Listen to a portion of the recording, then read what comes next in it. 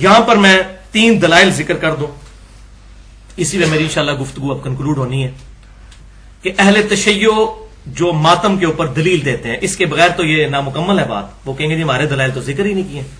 تو جب تک اس کا ذکر نہ کیا جائے، اور آپ حیران ہوں گے کہ کس طریقے سے دھوکہ بازی دی جاتی ہے علماء کی طرف سے، عوام بیچاری معصوم ہے اس معاملے میں. پہلی دلیل دیتے ہیں جناب قرآن پاک سے ماتم کی. آپ حیران ہوں گے قرآن میں ماتم کہاں سے آ گیا. یہ دیکھ سنیں آپ، سورہ الذاریات آیت نمبر 29 کہ سیدنا ابراہیم علیہ السلام کو فرشتوں نے بشارت دی سیدنا اسحاق کی کہ آپ کی یہ جو بوڑھی بانجھ بیوی ہے 80+ جس کی عمر ہو چکی ہے، حضرت سارہ، ان کے گھر اولاد ہوگی حضرت اسحاق علیہ السلام. اس کا ذکر آیا سورہ الذاریات میں آیت نمبر 29. تو جب انہوں نے یہ خوشخبری سنی تو اس میں الفاظ ہیں فسکت وجہہا، تو انہوں نے اپنا چہرہ پیٹا، اور ساتھ وہ ساری گفتگو کہ میں بانجھ ہوں اور پریشان ہوگی، بانجھ ہوں میں تو کسی کو منہ دکھانے کے قابل نہیں رہوں گی. اس بوڑھی عورت میں، یہاں بھی ہمارے معاشرے میں 50+ کسی کے گھر بچہ پیدا ہو جائے لوگ اللہ دیتا کہنا شروع کر دیتے ہیں اس کو. تو 80 سال کی جو عورت ہے اس کے گھر، تو انہوں نے جو ہے نا، یہ بعض لوگ کہتے ہیں حیرانگی سے، حیرانگی نہیں ہے. عربی ڈکشنری میں الفاظ، بعض مولوی ہمارے اہل سنت کے اس کا ترجمہ بھی چینج کرنے کی کوشش کرتے ہیں، لیکن ترجمے سب نے صحیح کیے ہوئے ہیں. ترجمے میں وہ کہتے ہیں نہیں جی وہ ایسے ہاتھ رکھ لیا تھا. دیکھیں یہ فرقہ واریت کی لعنت ہے. حالانکہ فسکت آپ القاموس ڈکشنری اٹھائے اس میں ہوتا ہے پیٹنا، غم سے پیٹنا. تو انہوں نے چہرہ ایسے پیٹا، لیکن اس میں یہ نہیں کہ پیٹنا شروع کر دیا، بس ایک بار انہوں نے ایسے کیا. دیکھو شریعت کا حصہ بن گیا. یہ ان کا ذاتی عمل ہے، کسی پیغمبر کا بھی عمل نہیں، یہ پیغمبر کی بیوی کا عمل ہے. صحیح بھی ہو سکتا ہے، غلط بھی ہو سکتا ہے. اس کو دین کے طور پر اڈاپٹ کیا گیا. اس وقت ان کی حالت ہوئی، یہ بعض کا غم میں کسی بندے کے ساتھ ہو گیا. بعد میں کئی ایک معاملات صحابہ کے ساتھ بھی ہوئے وقتی طور پر، ان کی زبان سے کلمات نکل گئے. بعد میں جب توجہ دلائی گئی، اور پھر توجہ یہاں بھی اگلی آیت نہیں پڑھتے، فرشتوں نے کہا کہ یہ آپ جو کچھ کر رہی ہیں اللہ تبارک و تعالیٰ کی طرف سے یہ بشارت ہے، ٹینشن لینے کی ضرورت نہیں ہے.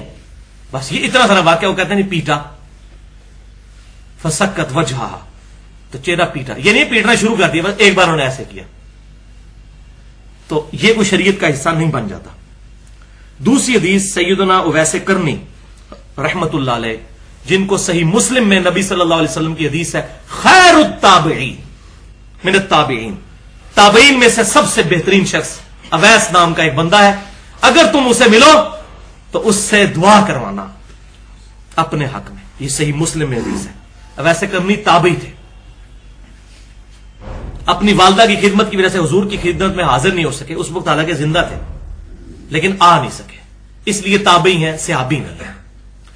تو اویس کرنی کے بارے میں یہ بڑا مشہور کیا انہوں نے کہ جی جب ان کو خبر ملی کہ نبی صلی اللہ علیہ وسلم کے دانت مبارک غزوہ احد میں شہید ہوئے ہیں، تو انہوں نے اپنے ایک ایک کر کے دانت توڑ دیے. کا پتہ نہیں اے نکلے ایسی، کہ پتہ نہیں اے، تو کر کے پوری بتیسی انہوں نے باہر نکال دی. یہ بھائیو یہ واقعہ کسی بھی اہل سنت یا اہل تشیع کے ہاں کتاب میں سند کے ساتھ تو پہلے دکھائیں. یہ بے سند چند صوفیوں نے یہ واقعہ لکھا ہے. اور صوفیوں میں جو اہل علم ہے جیسے علی بن عثمان اجویری ہیں، عالم تھے، کشف المحجوب میں ویسے کرنی پہ باب بند ہے. سب سے پہلے یہ واقعہ لانا چاہیے تھا، انہوں نے ذکر تک نہیں کیا اس واقعے کا. وہ پتا ان کو بھی تھا یہ سن سنا کے سننے والی بات ہے، نہیں کیا انہوں نے ذکر. اب ایسے کرنی میں یہ والا واقعہ، یہ بالکل بے سند سن سنا کے سننے والا واقعہ ہے، پڑھ پڑھا کے نہیں. یہ سب جھوٹا واقعہ ہے. سیدنا ویسے کرنی رحمت اللہ علیہ تابعی ہیں، ہم مانتے ہیں، اور یہ وہی تابعی ہیں جو جنگ صفین میں مولا علی رضی اللہ تعالیٰ عنہ کی طرف سے حضرت معاویہ رضی اللہ تعالیٰ عنہ کے خلاف لڑتے ہوئے شہید ہوئے. حضرت علی کے پکے حامی تھے، حضرت علی کے ماننے والے تھے. جنگ صفین میں ان کی شہادت ہوئی. ہم مانتے ہیں ویسے کرنی کو، بہت نیک آدمی تھے، لیکن یہ واقعہ ان سے ثابت نہیں. لیکن پھر بھی اگر کسی کی تسلی نہ ہو تو آخری تسلی کس سے ہوتی ہے؟ فقی سے. منطق والا جواب، علم الکلام کا، اس کے بغیر تسلی نہیں ہوتی. اور وہ پھکی یہ ہے کہ بخاری اور مسلم کی متفق علیہ حدیث ہے کہ سہل بن سعد کہتے ہیں، اور سہل بن سعد جو ہیں وہ مولا علی کے بڑے ماننے والے تھے. یہ وہی صحابی ہیں جن کے بارے میں بخاری مسلم کی میں نے وہ حدیث بیان کی تھی کہ ان کو ممبر پہ بلا کے کہا گیا کہ علی پر لعنت کرو، مروان کی اولاد نے، بنو امیہ نے. بخاری مسلم فضائل علی کا چیپٹر کھول لیں. تو انہوں نے کہہ مارا، انہوں نے کہا کہ آپ کہہ دو ابو تراب پہ لعنت. انہوں نے کہا ابو تراب نام پتہ ہی نہیں تمہیں کس نے رکھا ہوا ہے. یہ مولا علی تو بڑا خوش ہوتے تھے اس نام سے. پھر انہوں نے پورا واقعہ سنایا. ابو طلحہ یہ وہ ہیں بڑا محب, اور یہ شروع کے مسلمانوں میں سے ہیں, بدری صحابی ہیں, اس سے پہلے کے یعنی کہ شروع کے جو مسلمان ہیں مکی دور میں, ان میں سے سہل بن سعد. اور یہ الحمدللہ یہ وہی صحابی ہیں جن سے بخاری میں حدیث ہے کہ حضور ہمیں حکم دیتے تھے ہم نماز میں دائیں ہاتھ بائیں زرہ پہ رکھیں ایسے. یہ سہل بن سعد وہ صحابی ہیں پکے محب اہل بیت. تو بنو امیہ ہی کے دور میں انہوں نے حدیث بیان کی. وہ مجھے سمجھ نہیں آتی تھی کہ یہ 7 قسمیں کیوں اٹھاتے ہیں. وہ تو بعد میں پتا چلا نا کہ علی کے فضائل بیان کرنا جو ہے جرم سمجھا جاتا تھا. سہل بن سعد بخاری اور مسلم دونوں میں موجود ہے. غزوہ احد کا چیپٹر نکالیں. سہل بن سعد کہتے ہیں اللہ کی قسم میں جانتا ہوں کہ رسول اللہ کو جب زخم لگا اور آپ کے دانت شہید ہوئے تو کون تھا جو رسول اللہ کے زخم پر پانی ڈال رہا تھا اور کون تھا جو حضور کا زخم دھو رہا تھا. اللہ کی قسم علی مولا علی جو تھے وہ نبی صلی اللہ علیہ وسلم کا زخم مبارک دھو رہے تھے اور حضرت فاطمہ اس کو صاف کر رہی تھی اور خون رکتا نہیں تھا. تو حضرت فاطمہ نے ایک چٹائی جلا کر اس کی راکھ اس پہ رکھی تو خون رک گیا. مولا علی اور سیدہ فاطمہ, کیونکہ کئی صحابہ اس جنگ میں بھاگ گئے تھے. وہ تو بالکل واضح ہے, صحیح بخاری میں موجود ہے. 12 بندے حضور کے ساتھ رہ گئے تھے.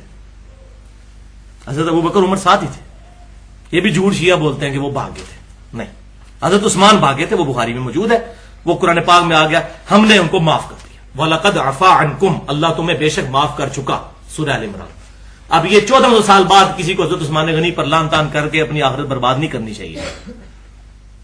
وہ لاتی ایسے بن گئے تھے اس وقت. لیکن مولا علی نبی صلی اللہ علیہ وسلم کے ساتھ زخم دھورے, بخاری اور مسلم کے الفاظ ہیں. تو آپ مجھے بتائیں جس نے وہ دانت ٹوٹتے ہوئے دیکھے ہیں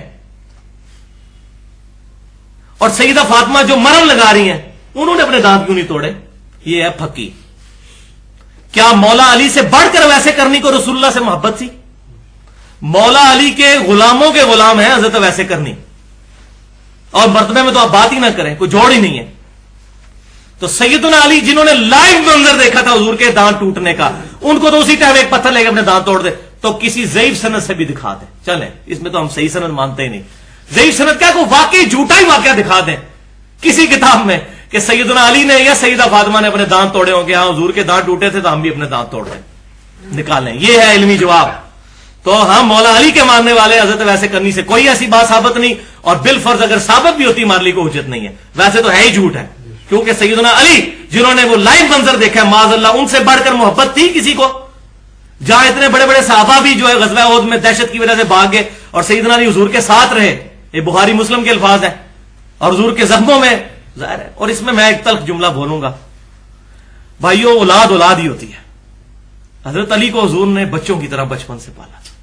جو حضرت علی کی ایفیلیشن تھی نا حضور کے ساتھ, وہ کسی اور کی ہو بھی نہیں سکتی تھی. یہ نیچرل بات ہے. مجھے اپنے باپ کا جتنا درد ہو سکتا ہے نا, وہ خونی رشتے کے اعتبار سے بھی وہ ایک قریب. صحیح بخاری اٹھا کے دیکھ لیں, حضور صلی اللہ علیہ وسلم کے جسم مبارک پہ اوجڑی رکھ دی گئی ہے. ابن مسعود کہہ رہے ہیں ہم دیکھ رہے ہیں, لیکن کسی کی ہمت نہیں جا کے اوجڑی وہ اٹھائے. لوگوں نے جا کے حضرت فاطمہ کو بتایا, حضرت فاطمہ گھر سے آئیں اور انہوں نے نبی صلی اللہ علیہ وسلم کی گردن مبارک سے اوجڑی اتاری. اولاد اولاد ہی ہوتی ہے. حضرت علی اور حضرت فاطمہ والا سٹیٹس کسی کا بھی نہیں ہو سکتا. اسی لیے تو حضور کہتے تھے میں اہل بیت کے معاملے میں تمہیں اللہ سے ڈراتا ہوں. صحیح مسلم انٹرنیشنل نمبرنگ کے مطابق ایمان والے چیپٹر میں 240 نمبر حدیث ہے کہ علی سے محبت نہیں رکھے گا مگر مومن, علی سے بغض نہیں رکھے گا مگر منافق. محبت علی از دا لٹمس ٹیسٹ آف ایمان. علی کا نام سن کے کسی کا چہرہ بگڑ جائے پکا منافق ہے, چاہے دیوبندی ہو, بریلوی ہو, اہل حدیث ہو. کر لے رفع دین جتنے کرنے ہیں, پگڑیاں جتنی لمبی مرضی باندھ لے, اور آمین جتنی اونچی مرضی کہہ لے, اور نعرے ربیع الاول کے موقع پہ جتنے مرضی لگا لے, پکا منافق ہے اگر علی کا نام سن کے اس کے منہ کے اوپر چہرے کے اوپر جو ہے وہ غصے کے آثار آ جاتے ہیں. ہم اہمی رونا رو رہے ہیں. حضور صلی اللہ علیہ وسلم خود بتا گئے ہیں کہ علی سے محبت نہیں رکھے گا مگر مومن, علی سے بغض نہیں رکھے گا مگر منافق. صحیح مسلم کتاب الایمان 240 نمبر حدیث. الحمدللہ. اور تیسری دلیل ان کی ہے مسند امام احمد میں سے.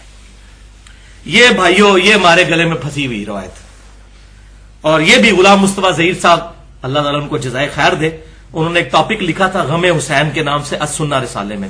انہوں نے یہ روایت اس میں چھاپ دی اور ماشاءاللہ انہوں نے بڑا اچھا جواب دیا. ان کی علمی اعتبار سے میں قدر کرتا ہوں, باقی جو ان سے اختلاف ہو اپنی جگہ. تو یہ مسند امام احمد جلد 6 صفحہ 274 پر انٹرنیشنل نمبرنگ کے مطابق 26,391 نمبر روایت ہے. یہ شیعہ ذاکرین اہل سنت کے لوگوں کو گمراہ کرنے کے لیے روایت سنا رہے ہوتے ہیں کہ سب سے پہلے تو حضرت عائشہ نے ماتم کیا. حدیث صحیح ہے، وہ میں بیان بھی کر دیتا ہوں. اور وہ بیان کرتے ہیں، یہ میں نے حوالہ دے دیا یہ حدیث، کہ نبی صلی اللہ علیہ وسلم کی جب وفات ہوئی تو سیدہ عائشہ کہتی ہیں کہ حضور کا سر مبارک میری گود میں تھا، اور یہ الفاظ تو بخاری میں بھی موجود ہے. اس کے بعد کہتی ہیں میں نے آپ صلی اللہ علیہ وسلم کا سر اقدس سرہانے پر رکھا، کچھ اور عورتیں بھی آ گئیں، ان کے ساتھ میں نے بھی چہرہ اور اپنا سینہ پیٹنا شروع کر دیا، ایسے ایسے حضور کی وفات کے غم کی وجہ سے. وہ کہتے ہیں دیکھو اما عائشہ نے پیٹا ہے، حدیث بالکل صحیح ہے، یہ حدیث ضعیف نہیں ہے، حضرت عائشہ کا عمل ہے. تو پہلی بات تو یہ ہے بھائیوں کہ یہ حدیث ہی آدھی بیان کی جاتی ہے. اس حدیث میں وہ الفاظ موجود ہیں جو خود بخود سیدہ عائشہ کا رجوع اس میں ثابت کر دیں گے. وہ الفاظ کیا ہیں؟ وہ کہتی ہیں میری ناسمجھی اور کم عمری کا وبال تھا کہ جو یہ میں نے کیا. میری ناسمجھی اور کم عمری، عمر تو 18 سال ہی تھی نا، تو جذبات میں قابو، چھوٹے بچے ہوتے ہیں جیسے، جذبات میں قابو نہیں رہا، تو ان کا میری ناسمجھی تھی. ورنہ تو کہتی ہیں کہ میری ناسمجھی مطلب یہ میں نے بڑا اچھا کام کیا. تو یہ روایت نہیں بتاتے. یہاں بھی ہماری اکیڈمی میں بھی کچھ ایک شیعہ ذاکر آئے تھے آج سے 2 سال پہلے، تو روایت میں نے کہا بالکل ہے، لیکن تمہارے مولویوں نے بھی جس طرح ہمارے مولوی ہمیں آدھی حدیثیں سناتے ہیں، تمہاروں کو بھی آدھی سنائی ہوئی ہے. یہ پوری روایت پڑھو، مسند امام احمد ہمارے پاس پڑی ہوئی ہے کہ میری ناسمجھی تھی اور میری کم عمری تھی جس سے یہ کام مجھ سے سرزد ہو گیا. تو یہ تو رجوع ثابت ہو رہا ہے اس میں، یہ تو ہماری دلیل ہے.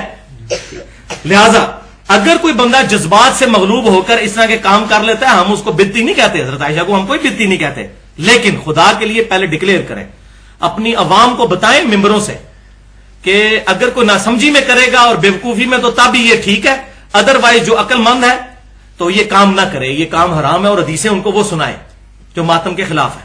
حق وہی کرے نا، تاکہ جو پڑھا لکھا بندہ ہے اس کو تو گیم سمجھ آئے کہ یہ کم عمری اور ناسمجھی کا نتیجہ یہ ہوگا، تو وہ تو کم از کم اس طرح کی حرکتوں سے بچ جائے.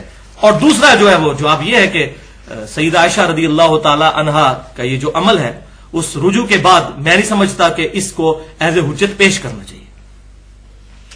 اور میں اس میں یہ بھی کہنے کی جرت نہیں کرتا کہ حضرت عائشہ کی یہ ذاتی رائے ہے، کیونکہ میں سیلفی نہیں ہوں، میں سلفی ہوں. حضرت عائشہ ہمارے لیے بہت محترم ہے الحمدللہ، لیکن حدیث کے مقابلے میں بات ٹکرائے گی تو ہم چھوڑ دیں گے، لیکن جب ٹکرائے گی، جہاں نہیں ٹکرائے گی نہیں چھوڑیں گے. لیکن الحمدللہ یہاں پر ان کا رجوع بھی ثابت ہے. میں جب آواز دیتا ہوں وہ کہتے آ رہا ہوں میں جب آواز دیتا ہوں وہ کہتے آ رہا ہوں میں، یہی میرا تعارف ہے، گدائے مصطفیٰ ہوں